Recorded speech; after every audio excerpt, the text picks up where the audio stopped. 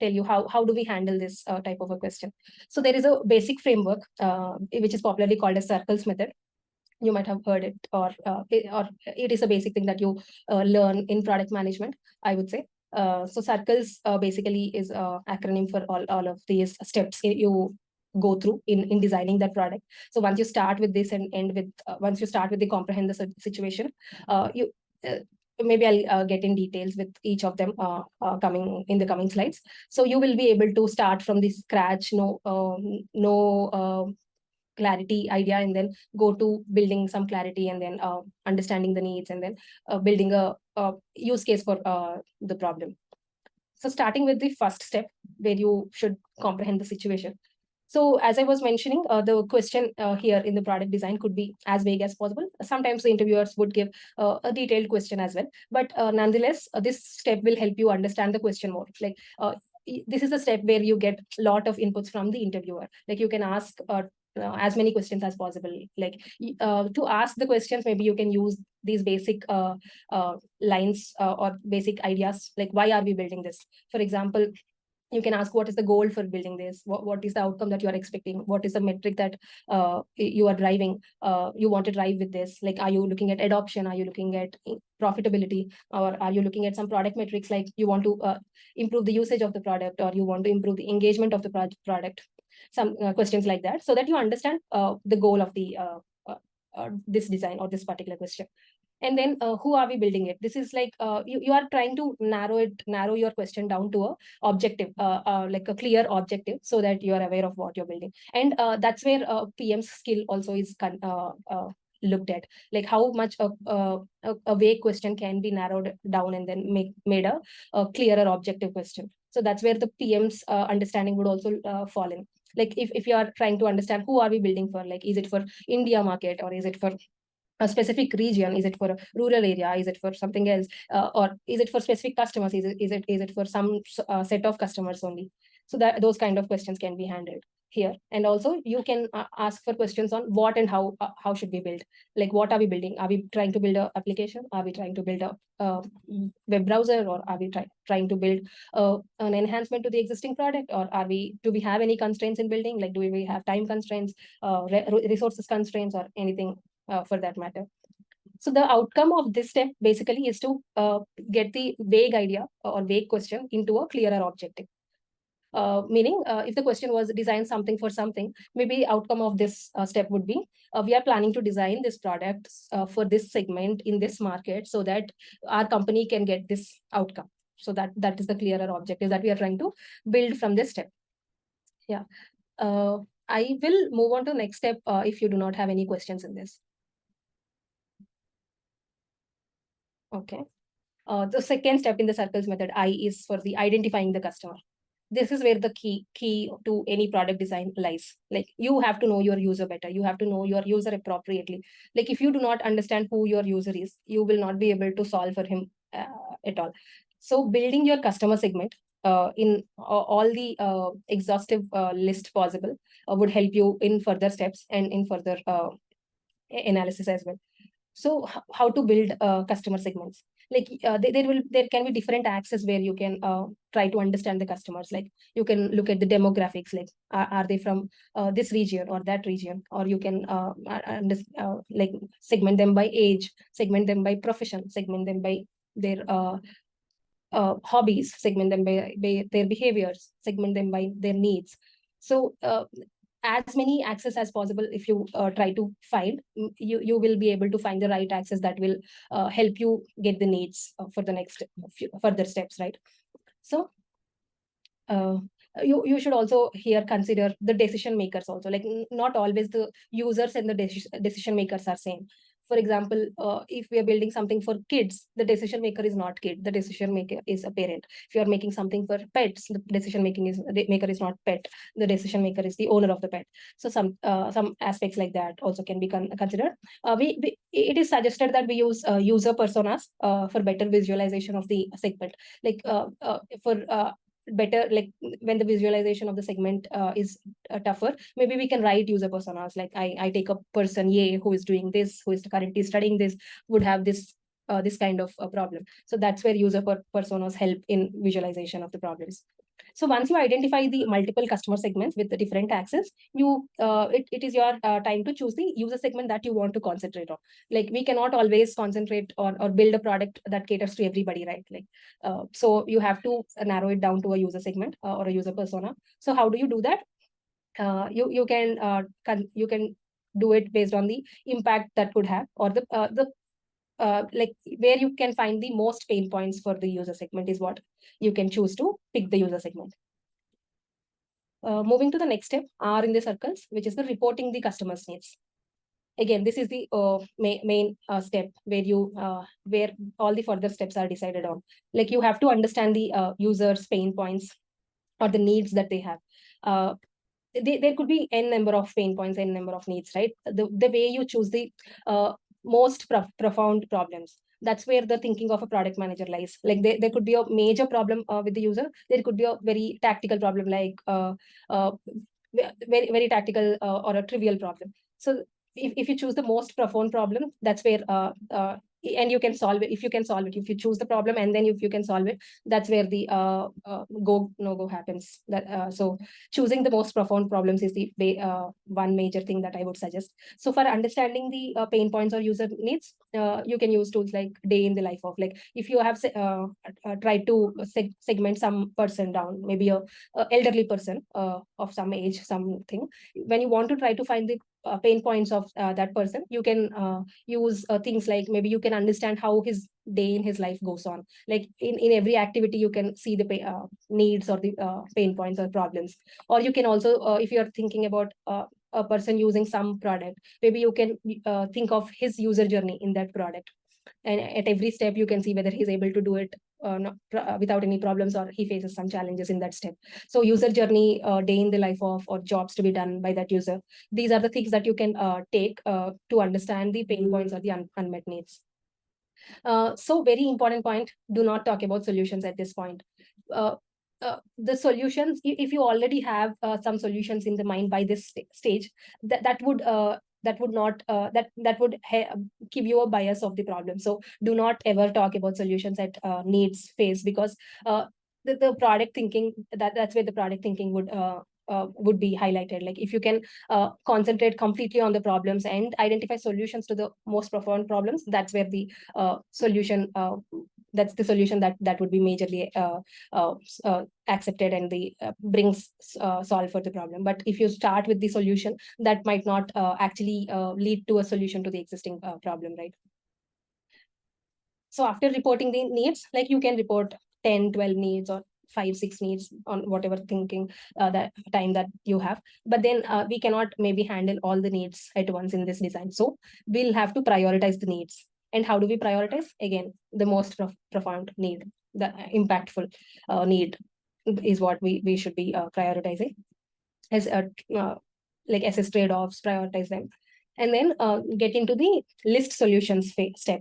So once you have all the needs listed, maybe you have listed 3 needs or 4 needs, come up with solutions for each need. Like if there is a problem with like the first problem is basically of a visibility problem, then give a solution for that. If the second problem is usability problem, then give a solution to that. And the solutions generally, if they are out of the box or creative solutions, that would be making a lot of difference rather than the tactical enhancement kind of a solutions. So come up with solutions for all the like for each pain point, there could be one or more solutions. It need not be a one single solution for one pain point. So come up with as many solutions as you could for those pain points. Think broadly, think out of the box, be creative. And then these solutions can be listed in the form of use cases if necessary, flowcharts, or sometimes interviewer might ask for a rough UX. How do you see the user experience for this kind of a solution? So that's also can be shown to the interviewer if necessary. And then we come to the section where we prioritize solutions. Like we have 3 pain points, and then we have multiple solutions for each, like maybe total 10 solutions. Like we will not be able to build all of them, right? Even in real-time scenario, a company, a team working on some product cannot build everything at once, cannot build all the 10 things at once. So somebody has to prioritize, and that is product manager. So prioritization is one of the major skills that product managers are looked for. So how do you prioritize? The most used framework for prioritization across companies is, I worked for like two companies. Both the companies use this framework, which is called Reach, Impact, Confidence, Effort, RICE, shortly called RICE framework. So you try to understand the reach of this solution, and give it a value, and you try to understand the impact that this solution can bring. It could be business impact, product impact, whatever that can be. And then a confidence of the reach and impact that you have already given. Like sometimes you have the data for reach and impact, like a proper data, and then your confidence is 100% because you have the data. But sometimes you don't have the data for all of the things very clearly, so in that case the confidence would be lesser. And the effort these solutions might take to build, there is effort from everybody, right? Like the design team, engineering team, product team. So basically engineering effort is what they consider, but effort from all the places can be considered as well.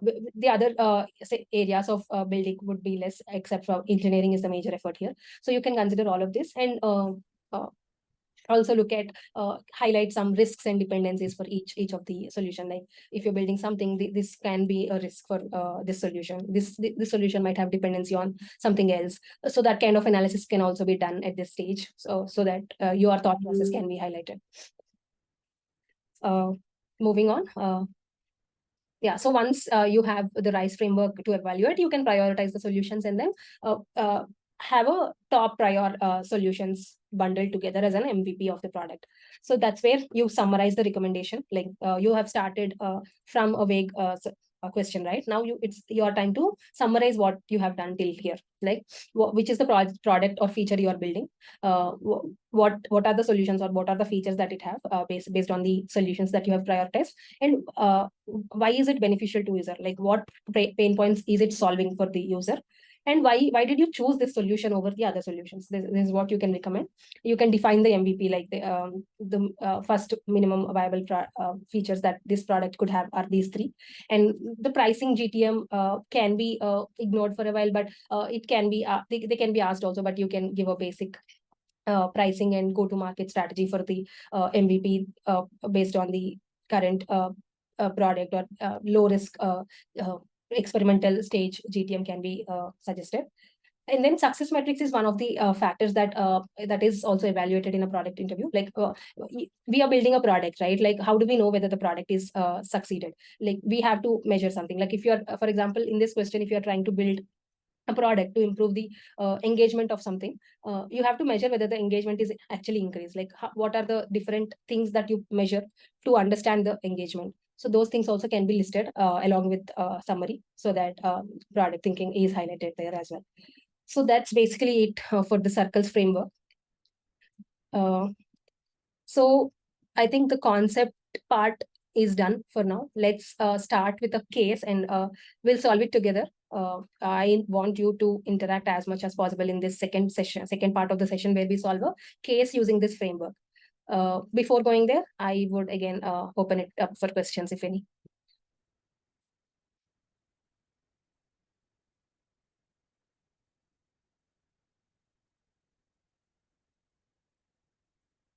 Yeah, if not, I can move on to the case.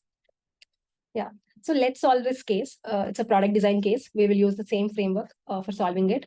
I want you all to be doing it along with me, so that we have at least something is learned in this session, right? Without even maybe even if you don't go back to this PPT again, you have something to take away from this session, is what I want you all to do. So what can Uber we all have been using, Uber can do to make its offering more favorable for children? Yeah. So that is the case. What can Uber do to make its offering more favorable for children? So this is basically a second type in the two types that I've mentioned in the product design. But still, it has a lot of play for customer segments and all. So we will do all of them together. Yes, you will be getting recording of this session. Yeah. Shall we start? Let's start with the C from the circles method, where we want to comprehend the situation. This is where you ask the interviewer as many questions as possible, right? So let's start. Like I want you to type in your thoughts here, or unmute yourself and give whatever thing that comes to your mind at this point. nobody is judging, nobody, like, this is a learning, like, this could be your first case to be solved also, so would be okay. Yeah, Karthik says, are we talking about the main Uber app for rides or any other Uber application, right? Uber Eats. Very good. Yeah, that's a what and how. Like, do we want to integrate it in the Uber app or Uber Eats, or what is? Please show the PS once again. What was that? Problem statement. Okay. So the problem statement is to enhance or make uh, give some product design for Uber to make its offering more favorable for children. Yeah, that's a great point, Karthik.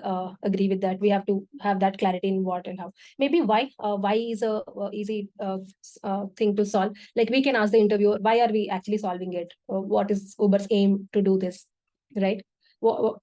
Uh, any other thoughts? If not, I can move ahead. Yeah, let's see. So in why, maybe you can ask questions like, are we looking at some particular metric, like number of successful rides by children to be increased? Or are we doing this? Are we doing this because there is no adoption by children already? These kind of questions can be asked. Usually interviewers would answer something, or would ask us to explore and then pick one from what our exploration. So that is fine. But we giving it a thought of all these aspects is what matters there. And how are we defining children? Children is like very exactly what is exact age range. So the could be under age of 16. Anybody who is under age of 16 can be considered as children, is what interviewer could say. Or we can consider that. If interviewer asks us to consider, we can consider that. So what is the successful ride by children, right? Like, each element of this objective should be clear for us. First of all, like, what is a successful ride? Successful ride is something uh, that is a ride that started and ended, right? Sometimes we book and then cancel, sometimes we book and they cancel. So that successful ride concept is clearer for us. And children is something we should be clear. So we are considering under age of 16. And then are we considering parents accompanying children in ride? No, this is something for children that are traveling alone. And we can consolidate the market also, like which markets we want to tap into. Maybe we consider only India first. And then how are we building? Are we building a new app, or we are want to enhance the existing app? So for now, we can take the Uber taxi and the explore enhancement only, not building a new app. So after this step, now we are clear. We have a clear business objective that we want to enhance Uber taxi or Uber ride to improve adoption for children only rides, right? We can see how many children only rides are happening at this moment in Uber. Is it the average is very less or no? So to understand the problem statement even better. Yeah. Moving on to the next step. Now we have to identify the customer. So we have a very broad idea that we are doing it for children under 16. But who are these children? Can we specifically talk about the segments so that we can understand the pain points better? Like, so the whole point of product frameworks is that we wanted to identify unique needs. Only when we identify unique needs, right, we can solve that solves the unique need, and then the adoption or the business objective gets like reached. So in terms of building customer segments, as I was mentioning, we can think about different axes, right? Age, demographics. So I want you to think about some of the axes like that. What could be the other things? Age is one. And any thoughts over there?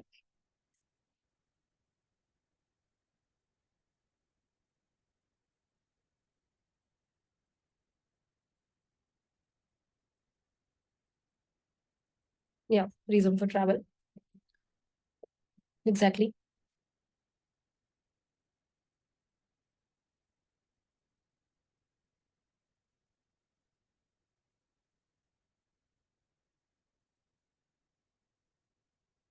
Okay, let's see what I've written here.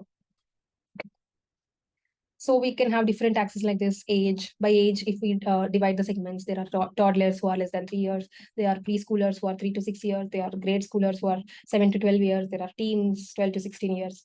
And there could be a Children of working parents, yes, working or non-working. Family income could be high, medium, low. Not all, maybe low family income would not be able to afford Uber. So that goes away from the market, targeted market, right? So presence of smartphone, yes, no? Yes, to go to coaching. Need for taxi. There could be multiple needs, right? Commute to the school or the sports clubs, hobby clubs. There could be tuitions. There could be friends' birthday parties, etc. Where if a busy parent is not able to take their children, they would want this service, right? So that's where we identify different customer segments, and then we have segmented them.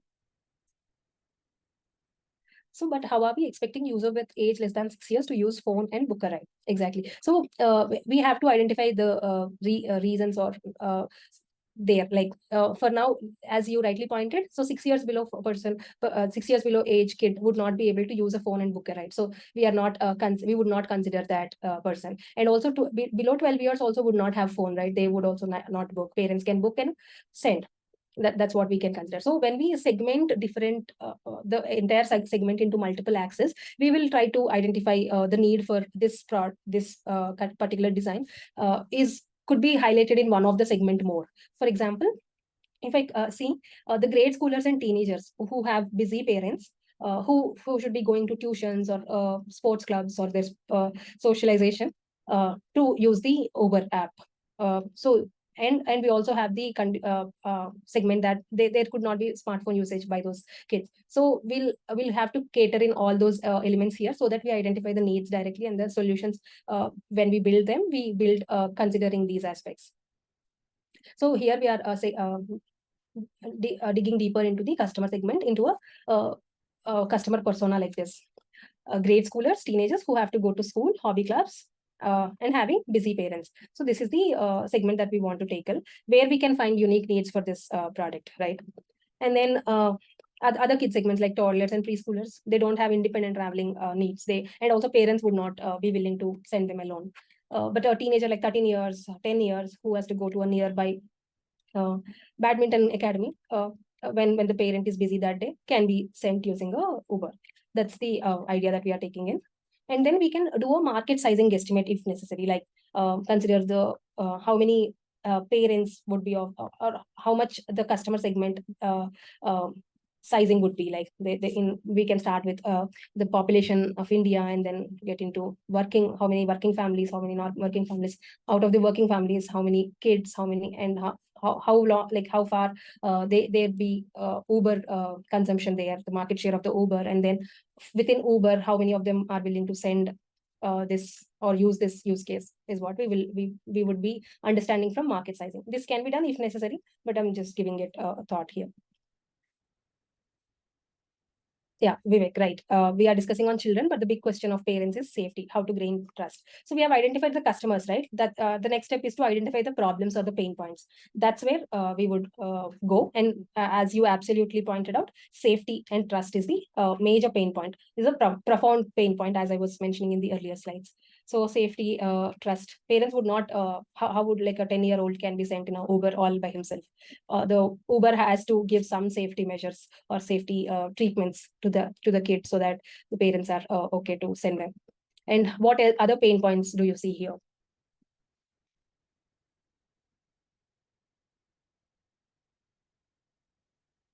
Any other thoughts?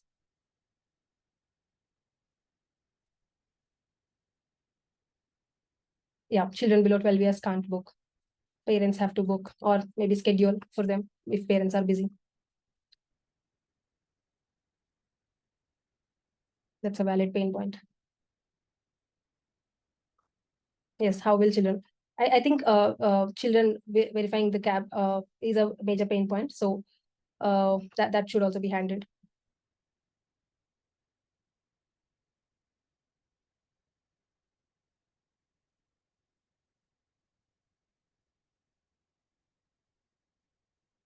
So as I was mentioning in the exactly, handling of kids inside cab. As I was mentioning, when we want to identify the pain points of a user, we can think of the user journey, like user right from starting using the product, and then completing his purpose of using the product. What all things he goes through, like you were mentioning, how he'll book, how will he get to know the cab, how will he be when he's sitting inside the cab? How will he reach the destination? So when we understand the whole customer journey, we get to, yes, payment method by children. Yeah. Okay. So when it's a children ride, maybe the payment method should not be on spot, like it should be a prepaid thing or something else. Like Uber already has Uber wallet or Uber payment, right? So when we understand the user journey completely, we get to know the pain points better. And once we understand the pain points, we'll have to prioritize them. So some of the pain points I listed down. So this is not a exhaustive list. There could be some lot of things I would be missing. Just an example list. So safety is a big issue, even more issue for young girls. Reliability of dropping on time. Like most of the things that kids go to are time based, right? Like the tuitions or the academy, coaching, etc. They are time based. Like if we are dropping later, that would be a problem. Children might not always have phones. They will not, like a 12-year kid might handle phone, but a 7-year kid would not handle phone. Convenience of scheduling rides. So most of the times what happens, these are the things that kids go to are previously known errands, right? Generally like tuitions or or even school for that matter. So maybe a convenience for scheduling rides would also be helpful. So there could be discomfort or boredom for kids during the travel time, and then safety during the travel time as well. And then parents should be updated real time, right? Nowadays we have Uber track, but then that would not suffice for children or kids safety. So there should be an extra thing that to get the real time update and have a way for parents to trust the ride. And out of all these, all the pain points we will not be able to solve, right? Like we have to prioritize the pain points. Again, how do we prioritize? As I was mentioning, most impactful or most profound pain points are some things that we have to prioritize. And also uh, very trivial ones, if we select, they would not make much impact out of solving for them, right? So if at all we have to select or prioritize, start with most important ones and then get into details much later. Maybe in real time scenario, we would take all of them phase wise. We'll improve some now, improve some later in the next quarter, on coming quarter, something like that. But for now, to prioritize, I am taking the impact. So safety, as everybody among us agree that safety is the major pain point. Safety and need for real-time updates is, I have clubbed them together as a safety issue. And then reliability of the service, and then discomfort during traveling alone. Yeah, moving on to the listing solutions. Now we have 3 problems: safety, reliability, and discomfort or boredom. So what can we do to solve for safety? Again, this is a great way to for you all to put your uh, thinking in place to answer these. This would help you a lot. So what do you think can give a safety environment or safety ride for a kid who is going alone? Yeah, give it a chance, guys. You can employ a person inside along with the driver to handle kids and engage with them, and this person will also improve safety for children. Absolutely, that's a great thought. Yeah, be as out of box as possible. That's a really good thought, Karthik. Yeah, the app can give real-time GPS location. Absolutely. That's very good for tracking, right? Video call in the cab. Very good, very good. Even the kid would not be bored. He can talk to his parents if needed. Employing certified drivers. Absolutely. The driver, if he's taken care of, like if he's trusted to the most, then there is nothing than that, right? Great, great.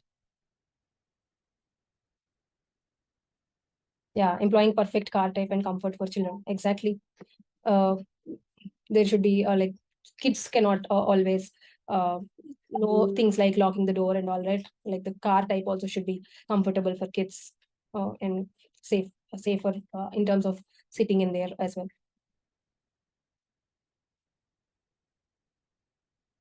Keep going for reliability, like going to school on time, going to tuition on time. How's Yeah, for toddlers below 3 years, employing special seats. Yeah, but we are not considering toddler segment here.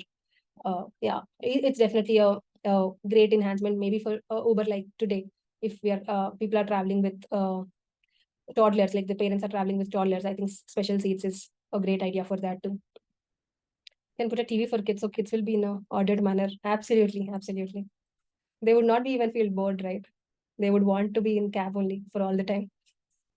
Engaging a location GPS between child and parents in the app itself. Yes, absolutely. Great. Recurring cab calendars for daily school travel. Exactly. If a kid has every Monday or every Monday, Tuesday, something, or daily school, a cab schedules, pre-scheduled calendar would be great. Yes, female drivers for girls. Absolutely. Great idea. Yeah, I am mind blown with all the options that you are giving. Really love the spirit of the audience. Yep. Let me move to the list that I've uh, filled here. Yeah, separate vetted drivers. Maybe only not every Uber driver can give that safety trust factor, right? Maybe separate uh, grades of drivers. The grade that gets the most safety certifications, and then rigorous background checks can be done and trainings can be given. Like they should not be even driving the car as in how they like, right? And maybe your special cars, like if there is any unwanted activity, like halting at unnecessary location or speeding unnecessarily, that should be triggered, or there should be a trigger for that immediately, and then somebody from Uber rescue team would take care. Like the aim is to make 0% problems to the children. Like there could not be even a 99.9% of safety is also not sufficient, right, in terms of kids, because people or elderly people or adults can handle themselves, but kids cannot. So safety is the major factor. Maybe real-time tracking, ride progress, live video feed up to the parents so that they can feel that trust. Yeah, no road crossing between drop off and destination. Absolutely, that's a great thing to be noted. Yeah, pool children traveling to same school, sports club. Like, yeah, if from a community, like from an area, there are two people going to the same school, maybe those two can be pooled together so that the kids are there for each other. There's no boredom. So this is like solving boredom problem as well as safety problem. So these kind of solutions can be taken very seriously, so that solution is very effective. Reliability.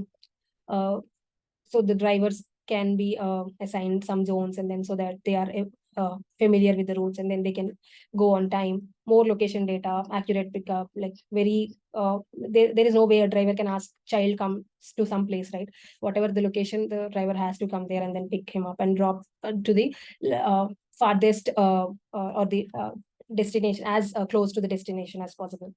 And for the discomfort, yeah, in car call or video call, something like that, for parents to make sure the kid is fine, and maybe some books, kid friendly audio or video, as somebody was suggesting, those can be included. Now we have a list of solutions. So for all the 3 pain points, multiple solutions. How do we prioritize? We need not prioritize one from each or something like that. We can prioritize how multiple solutions from all of these. And how do we do that? As I was mentioning, the RISE score: reach, impact, confidence, and effort. Like once you have all the solutions listed, what you can do is you can have the RISE score for each of them. For example, I'll give you an example for one of this. Separate vetted drivers or screened drivers, or high trust grade drivers. If we can provide this, the reach would be very high. The impact of this, like if there is a system like this, the like parents also would be willing to take this solution, right? So the impact would be very high in this. The confidence is also high because this is the major safety solution that can bring trust to the parents.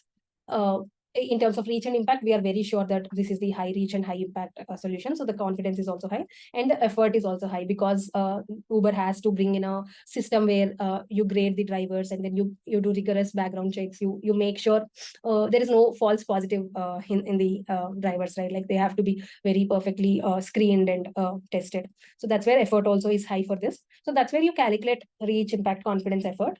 And then once you have all the list, your aim is to pick the features or solutions that are low in effort, if not medium, or if there is nothing low, maybe medium and high also can be taken. But low in effort and high in RAC is what a good, easily solvable solution would be.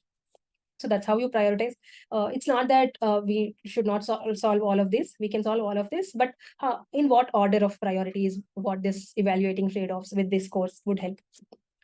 After you prioritized some, what you can summarize to the interviewer or in your company is that you what is the MVP that you're building? Maybe you have prioritized 3-4 features. You can mention all of the features as the MVP of the product or enhancement feature that you're bringing in, and then you're bringing those features to make a safe, reliable children ride for children to ride, right?